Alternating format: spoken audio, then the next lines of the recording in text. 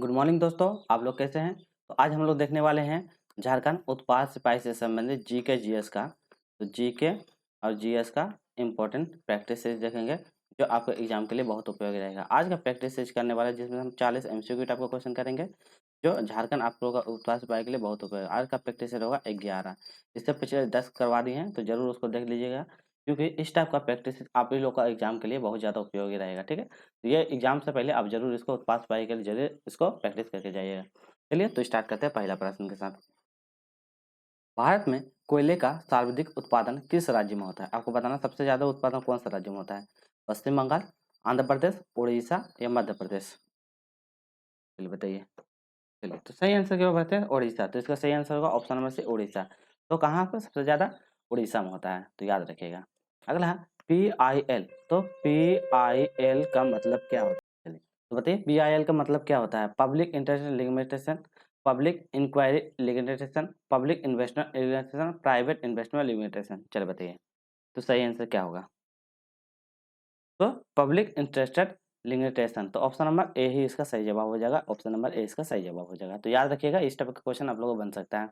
Next question देखिए, polity से आपका एग्जाम में 2 से 4 क्वेश्चन आपका फिक्स है कि पॉलिटी से क्वेश्चन बनेगा। तो इसलिए पॉलिटी का भी क्वेश्चन जरूर कीजिएगा। उच्चतम न्यायालय के न्यायाधीशों की संख्या को वृद्धि करने के लिए शक्ति किसके पास होता है?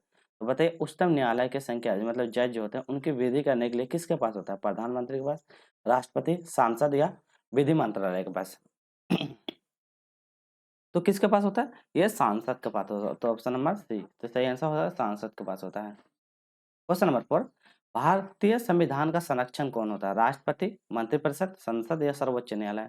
तो इसका संरक्षण कौन होता है? सही आंसर सर्वोच्च न्यायालय। तो सर्वोच्च न्यायालय जो है, तो याद रखिए सुप्रीम कोर्ट इसका क्या होता है? संरक्षक होता है, भारतीय संविधान का संरक्षक होता है। हड़प्पा सभ्यता निम्नलिखित में से किस स्थल में हल की क्या है? टेकारोटा की प्रकृति में। तो हल की नावा की आकृति का जो प्रतीक कहाँ से मिला, ये पूछा है। लोथल से, कालीबंगा से, धौलावीरा से, बनावाली से? तो ये कहाँ से मिला था? तो ये कहाँ से मिला? बनवाली से। तो याद रखिएगा, इसका सही answer option number D, Banawali. तो हड़प्पा सभ्यता का होता है, तो हड़प्पा सभ्यता कौन करता है? तो याद रखिएगा,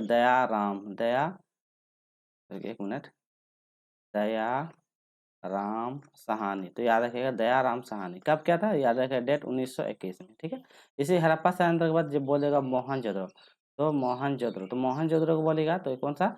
राखाल दास। तो याद रखिएगा, दास राखाल दास बना लीजिए। कब क्या था? 1922 में। उसके लगातार मतलब पहले दयाराम से हड़प्पा का खोज किया था, हड़प्पा के बाद फिर मोहनजोदड़ो की खोज किया था, जहाँ मोहनजोदड़ो में क्या है? बहुत बड़ा विशाल अन्न घर स्थित है। तो वो भी याद रखिएगा, स्नान घर स्थित है। तो स्नान घर यही मोहनजोदड़ो में स्थित है, तो ये भी याद रखिएगा। ठीक है, चलिए। लोथल कहाँ है? लोथल आपका गुजरात में पड़ता है।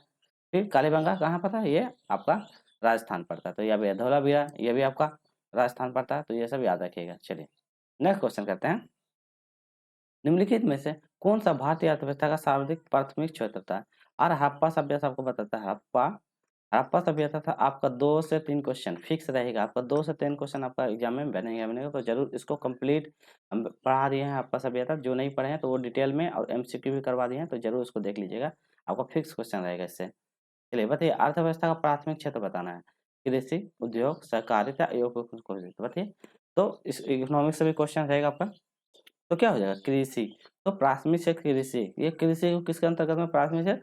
तो प्राथमिक जो पंचवर्षीय योजना बनाया गया था, फर्स्ट वाला कब बना था? 1951 से लेकर 1956 में। तो याद रखिए, 1951 से लेकर 1956 के बीच में जो था, यही तक प्राथमिक क्षेत्र जिसके अंदर कृषि को सबसे ज्यादा योगदान दिया गया था, जिसमें कृषि को भूमिका को सबसे ज्यादा महत्व दिया गया था। उद्योग जो होता है ये तृतीय के क्षेत्र में आता था। तो याद रखिएगा, तृतीय। तो तृतीयक जो आता है द्वितीय के क्षेत्र में आता है। तृतीय के क्षेत्र में सेवा का आता है, सहकारिता।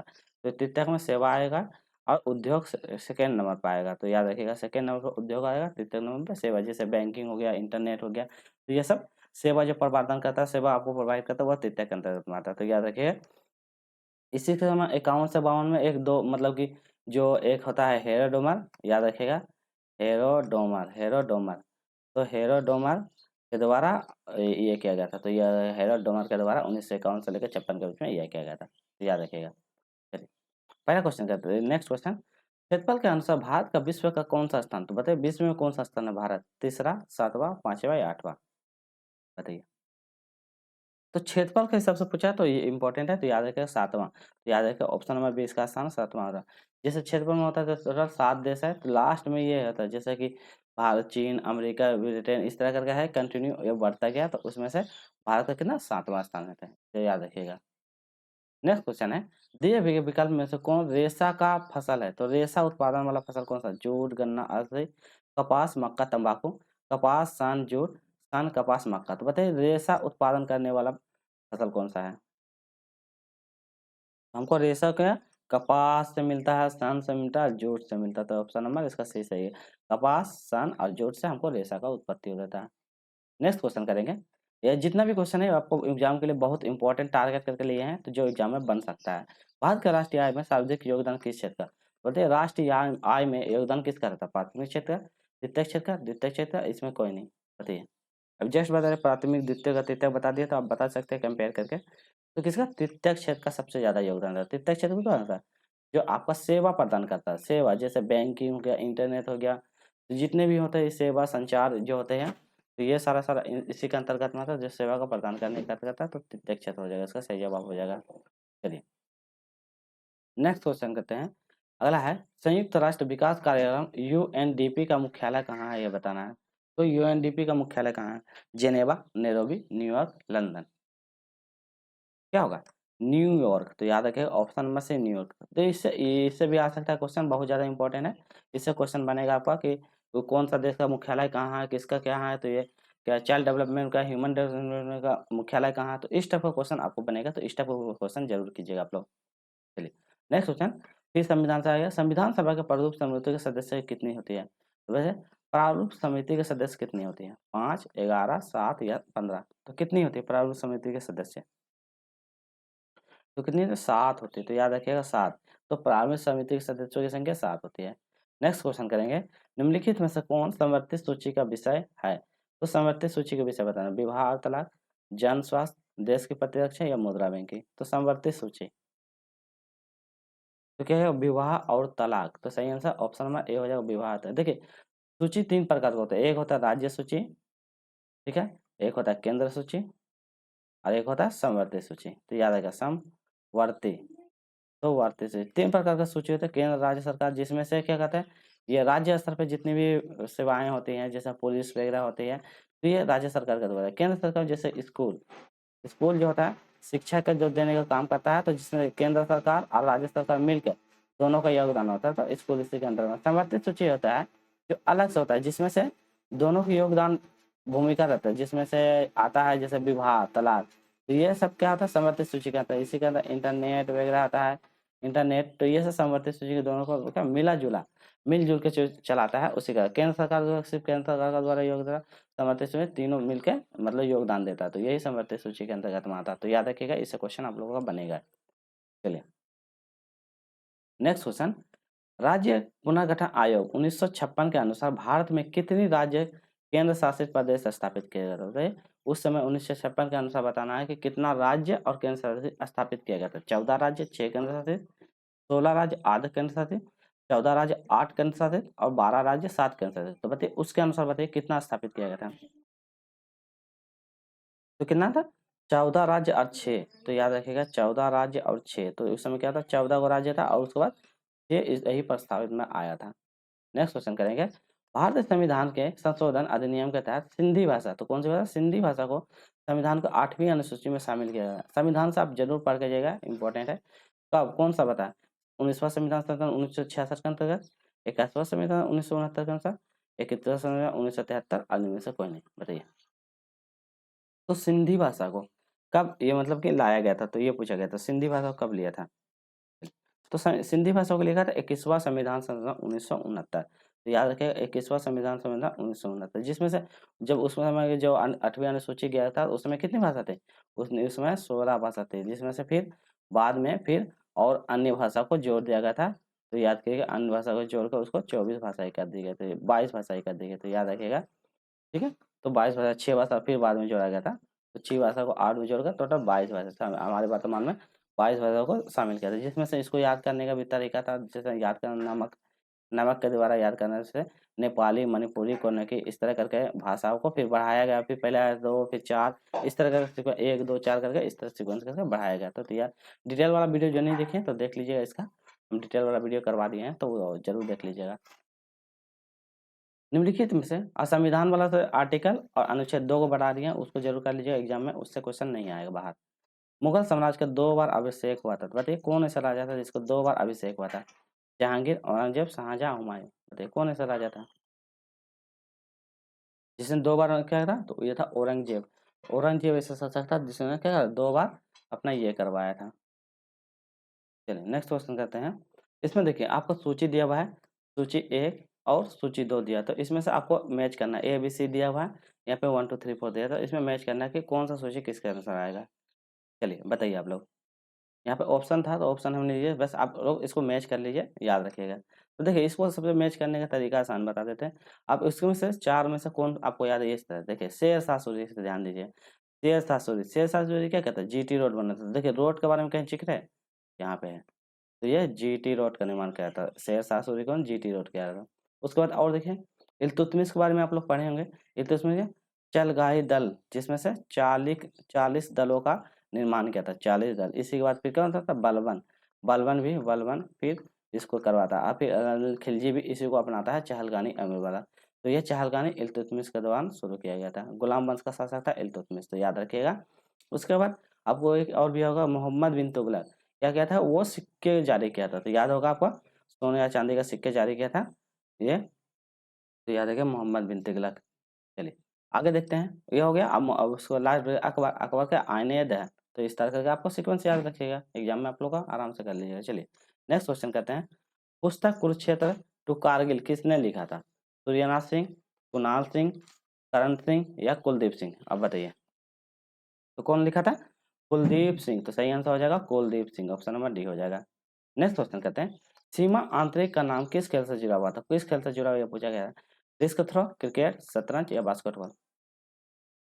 तो किससे जुड़ा है? Disc throw. तो ये डिस्क थ्रो से गलती है, तो याद रखिएगा आप लोग, खेल से भी क्वेश्चन बनेगा। मुगल बादशाह जहांगीर ने आत्मकथा क्या तुझू के जहांगीरी किस भाषा में लिखी थी? तुर्की, अरबी, उर्दू या फारसी? कौन सी भाषा में लिखी थी वो कौन सी भाषा में लिखे थे? ये फारसी भाषा में लिखे थे, याद रखिएगा फारसी भाषा में तुझू के जहांगीर लिखी थी। नेक्स्ट है द्रोणाचार्य पुरस्कार। पुरस्कार से क्वेश्चन बनेगा। उत्कृष्ट अध्यापक को दिया जाता है, उत्कृष्ट एथलीट को दिया जाता है, धनुर्विद्या और प्रदर्शन को लिया जाता है, खेल और उत्कृष्ट शिक्षक को लिया जाता है। बताइए इसका सही आंसर क्या हो जाएगा? तो दोनों किसके लिए दिया था? ये खेल के लिए दिया जाता है। क्या? खेल और उत्कृष्ट शिक्षकों के लिए दिया जाता है। देखिए पुरस्कार से भी क्वेश्चन बनेगा, इसलिए आपको बता देते टॉपिक, इसलिए हर टॉपिक से इसमें क्वेश्चन लिए हैं। राष्ट्रीय युवा दिवस कब मनाया जाता है? बताना है। 9 जनवरी, 12 जनवरी, 15 जनवरी, 18 जनवरी? तो कब मनाया? युवा दिवस। युवा दिवस 12 जनवरी को मनाया, किसके द्वारा? ये स्वामी विवेकानंद। तो याद रखिएगा स्वामी विवेकानंद के जन्म दिवस पर, विवेकानंद, तो स्वामी विवेकानंद के जन्म दिवस के रूप में ही मनाया जाता है युवा दिवस, तो याद रखिएगा आप लोग। अगला क्वेश्चन करते हैं हम लोग। निम्नलिखित में से कौन सा देश क्या है न्यूक्लियर सप्लाई ग्रुप एनएसजी का सदस्य नहीं? पूछा है। रूस, ईरान, यूएसए, फ्रांस? नहीं पूछा है, कौन नहीं है? तो कौन देश नहीं है? ईरान नहीं है, तो याद रखिए ईरान देश इसका सदस्य नहीं है। निम्नलिखित में से कौन सा फुटबॉल से संबंधित नहीं? पूछा है। DCM cup, Dilip trophy, Durand trophy, Santosh? तो बताइए फुटबॉल से संबंधित नहीं कप है, इससे एग्जाम में बचेगा, मतलब क्वेश्चन आपको इससे बाहर क्वेश्चन नहीं पूछेगा, इसी टाइप का क्वेश्चन मिलेगा। अब जरूर इसको बनाइए, प्रैक्टिस कीजिए। अब वीडियो अच्छी लगी तो लाइक से सब्सक्राइब जरूर कीजिए। तो क्या होगा? दिलीप ट्रॉफी। तो कौन सा? दिलीप ट्रॉफी इससे संबंधित नहीं है, बाकी जितने भी है वो फुटबॉल से संबंधित है। नेक्स्ट क्वेश्चन करेंगे। निम्नलिखित में से इमारत विश्व की सबसे ऊंची इमारत, तो विश्व की सबसे ऊंची इमारत कौन सी है? Eiffel Tower, Burj Khalifa, Statue of Liberty या कुतुब मीनार? तो सबसे ऊंची इमारत बताइए। पढ़े होंगे आप लोग, देखे भी होंगे। बुर्ज खलीफा। तो क्या है? विश्व का सबसे ऊंचा इमारत है बुर्ज खलीफा, तो याद रखिएगा बुर्ज खलीफा कहाँ? अबू, ये मतलब सऊदी अरब में स्थित है। निम्नलिखित में से किस नगर को शाश्वत नगर के नाम से जानते हैं? तो शाश्वत नगर वेनिस, रोमफली, कीटो या शिकागो? तो शाश्वत नगर के नाम से कैसे? रोम को जानते हैं। तो रोम कहाँ पे? रोम, रोम को शाश्वत नाम से भी जाना जाता है, तो याद रखिएगा। नेक्स्ट है अश्विनी पोनप्पा का संबंध किस खेल से? खेल खिलाड़ी से क्वेश्चन बनेगा। बैडमिंटन, स्कूनर, टेबल टेनिस, पोलो? हम टॉपिक बताते रहे, आप लोग नोट करते जाइएगा। खेल खिलाड़ी से क्वेश्चन बनेगा तो बैडमिंटन, इसलिए हम अलग अलग क्वेश्चन को लिए हैं, अलग अलग करके आपको एग्जाम के लिए। अगला, भारत का कोकिला किसे कहते हैं बताइए? विजय लक्ष्मी पंडित, सरोजिनी नायडू, अरुणा अप्सरे और सुचित्रा कृपलानी। तो भारत का कोकिला कौन है? आर्यभट्ट। तो आर्यभट्ट बोलते हैं, तो भारत का कौन? सचिना कृपलानी। आर्यभट्ट बोलते हैं सचिना कृपलानी। तो सही आंसर सचिना कृपलानी कहाँ पे है? ऑप्शन नंबर यहाँ पे डी में हो जाएगा। एक मिनट, तो एक मिनट, सही है, सही। ऑप्शन नंबर सरोजिनी नायडू होगा, सरोजिनी नायडू। तो ऑप्शन नंबर बी इसका सही हो जाएगा, भारत का कोकिला। और यदि खोट्टा का कोकिला बोलेगा, उत्पाद सिपाही तैयार करें, तो खोट्टा का कोकिला किसे बोलते हैं? तो बताइए, खोट्टा का कोकिला किसे? सुकुमार। तो याद रखिएगा, सुकुमार।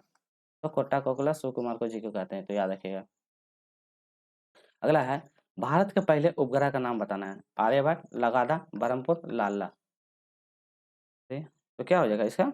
अभी जस्ट बता देते हैं, आर्यभट्ट। इसका ऑप्शन नंबर ए याद रखिएगा, आर्यभट्ट। नेक्स्ट क्वेश्चन, भगवत गीता का अंग्रेजी में अनुवाद करने वाला पहला यूरोपियन कौन था? Sir Alexander, William Jones, Charles Wilkinson, James Prinsep. तो बताइए, तो कौन था? Charles Wilkinson. तो याद रखिएगा, चार्ल्स विलिंगसन। तो ऑप्शन नंबर सी हो जाएगा, चार्ल्स विलिंगसन। नेक्स्ट क्वेश्चन, स्वराज मेरा जन्मसिद्ध अधिकार है, इसे मैं लेकर रहूंगा, नारा कौन दिया था? महात्मा गांधी, सुभाष चंद्र बोस, बाल गंगाधर तिलक, लाला लजपत राय। किसने नारा दिया था? तो लाल, मतलब लाल, लाला लाल लाल बोलते हैं बाल गंगाधर तिलक। तो सही आंसर बाल Gangadhar Tilak. Option number C हो जाएगा, बाल गंगाधर तिलक, ये नारा दिया था। नेक्स्ट क्वेश्चन, भारतीय अशांति के जनक किसे कहते हैं? लाला लाजपत राय, अरविंद घोष, बिपिन चंद्र पाल, बाल गंगाधर तिलक। तो अशांति के जनक किसे? बाल गंगाधर तिलक को अशांति के जनक के नाम से भी जानते थे। ऑप्शन नंबर इसका डी सही जवाब है, बाल गंगाधर तिलक। अगला क्वेश्चन, निम्नलिखित में से कौन सी रचना थी जिसमें महात्मा गांधी के साथ संबंधित नहीं था? तो कौन सी ऐसी रचना थी जिसमें महात्मा गांधी उससे संबंधित नहीं है? क्या? Marx painting with two, Harijan, the whole family, Hind Swaraj. तो जिसमें महात्मा गांधी की रचना नहीं पूछा गया, तो कौन सा रचना उसका नहीं है? मामा के तीन है, तो इसका हो जाएगा द होल फैमिली। तो होल फैमिली जो है, इसका रचना हम लोगों को ये महात्मा गांधी द्वारा है, हरिजन महात्मा गांधी द्वारा, हिंद स्वराज महात्मा गांधी द्वारा है। तो ऑप्शन नंबर सी सही जवाब हो जाएगा। अगला है, the loyal Mohammedans of India. तो लॉयल मोहम्मडन्स ऑफ इंडिया किसके द्वारा एक समाचार पत्र था? मोहम्मद अली जिन्ना, अफसाद खुल्ला खान, शौकत अली, सैयद अहमद खान। तो किसके द्वारा एक समाचार पत्र चलाया गया था? तो सैयद अहमद खान। तो सैयद अहमद खान, ऑप्शन नंबर इसका डी सही जवाब हो जाएगा। नेक्स्ट क्वेश्चन करेंगे हम लोग, अमर राष्ट्रीय गीत वंदे मातरम का रचयिता बताइए। वंदे मातरम का रचयिता कौन था? रविन्द्रनाथ टैगोर, बंकिम चंद्र चटर्जी, सुरेंद्र नाथ बंदोपाध्याय, शरत चंद्र बसुआ। तो वंदे मातरम का रचयिता कौन है? तो वंदे रचयिता कौन है? सही जवाब हो जाएगा अरविंद घोष। तो क्या हो जाएगा? अरविंद घोष। इसका ऑप्शन ऑप्शन एक नंबर वंदे, अच्छा अच्छा, चार ऑप्शन में इसमें बंकिम चंद्र चटर्जी। तो चार ऑप्शन में यहाँ पे बंकिम चंद्र, अरविंद घोष दूसरा को बता दिए थे। तो मतलब कि बंकिम चंद्र चटर्जी जो होता है वंदे मातरम का रचयिता। नेक्स्ट क्वेश्चन करेंगे, लाइफ डिवाइडेड पुस्तक के लेखक कौन है? अबुल कलाम आजाद, जवाहरलाल नेहरू, अरविंद घोष, सूर्या। बताइए, तो इसका सही आंसर बताइए हम लोग। तो कौन हो जाएगा? अरविंद इसका घोष हो जाएगा। तो सही आंसर हो जाएगा इसका अरविंद घोष। तो क्या हो जाएगा इसका? चलिए, तो ऑप्शन नंबर सी कहाँ हो जाएगा? अरविंद घोष। नेक्स्ट क्वेश्चन करते हैं, अगला, प्रसिद्ध क्रांतिकारी गीत क्या है? सरफरोशी की तमन्ना अब हमारे दिल में है, यह रचना किसने किया था? भगत सिंह, चंद्रशेखर आजाद, खुदीराम बोस, रामविलास प्रसाद बिस्मिल्ला। बताइए, तो सरफरोशी की तमन्ना अब हमारे दिल में, तो ये कौन बोला था? उसका रचयिता बताइए। तो ये कौन बोला था? इसका सही ऑप्शन नंबर डी, रामविलास बिस्मिल्ला का। तो रामविलास बिस्मिल्ला, ऑप्शन नंबर डी हो जाएगा, रामविलास बिस्मिल्ला। इसमें बोला, भारत का प्रथम जल विद्युत संयंत्र की स्थापना दार्जिलिंग में है, मोहरा में है, शिवसुंदर में है, या खोपोली में है? कहाँ पे है? तो ये कहाँ है? दार्जिलिंग। दार्जिलिंग कहाँ है आपका? पश्चिम बंगाल। तो ये भी याद रखिएगा। नेक्स्ट क्वेश्चन करेंगे हम लोग, अशोक के शिलालेख में प्रयुक्त लिपि निम्न में से कौन से थे? ब्राह्मी लिपि में थे, खरोष्ठी में, अरामाइक में, या उपरोक्त में थे? कौन सी लिपि में मतलब से अशोक का शिलालेख थे? तो क्या था? ये उनके लगभग लगभग आपको सही सही रूप में अलग अलग जगह पे सभी रूप में मिला, कभी ब्राह्मी में मिला था, खरोष्ठी में मिला था, अरामाइक। तो इसका ऑप्शन नंबर डी होगा, जो सही जवाब हो जाएगा। तो ऑप्शन नंबर डी, इस तरह की लिपि में कहीं कहीं पे मिला था, पर एक्चुअल में बोलेगा तो ब्राह्मी लिपि था, पर एक्चुअल कहीं कहीं पे ऐसा ऐसा शिलालेख उसका मिला था। अगला क्वेश्चन करते हैं, भारत में ऊर्जा का सर्वाधिक स्रोत कौन सा है? पेट्रोल, जल विद्युत, कोयला, या बॉक्साइट। तो ऊर्जा का स्रोत, सर्वाधिक ऊर्जा का स्रोत कौन सा हो जाएगा? सबसे ज़्यादा क्या कोयला के माध्यम से क्या था ऊर्जा सप्लाई किया जाता है। आज का अंतिम प्रश्न कहते हैं क्षेत्रीय किसके लिए प्रसिद्ध है? नाभिक ऊर्जा के लिए, कोयला के लिए, लौह अयस्क के लिए, तांबा के लिए। तो क्षेत्रीय किसके लिए प्रसिद्ध है ये बताइए। तो क्षेत्रीय क्या है? एक तांबा उद्योग का कारखाना है, तो यह तांबा के लिए प्रसिद्ध है, तो ऑप्शन नंबर डी इसका सही होगा। चलिए, तो आज के लिए इतना ही रखेंगे। वीडियो अच्छी लगी हो तो आपको क्या करना है, लाइक करना है, ज़्यादा से शेयर कीजिएगा। जो नहीं है चैनल को सब्सक्राइब जरूर कर लीजिएगा, ताकि आपको उत्पाद सिपाही से सारा अपडेट आपको यहाँ से प्रैक्टिस मिल जाएगा, जिसमें से खोट्टा जीके जीएस का, उसके बाद झारखंड का जीके, हर चीज़ आपको टॉपिक वाइज खोट्टा उत्पाद सिपाही का टारगेट करके चल रहा है। जरूर आप इस सबको फ्री मतलब प्रैक्टिस जरूर करके जाइए, जिसमें साइंस का प्रैक्टिस चल रहा है। आप इसको टोटल ओवरऑल करके जाइएगा, तो आप एग्जाम में अच्छा मार्क्स गेन कर पाइएगा। ठीक है।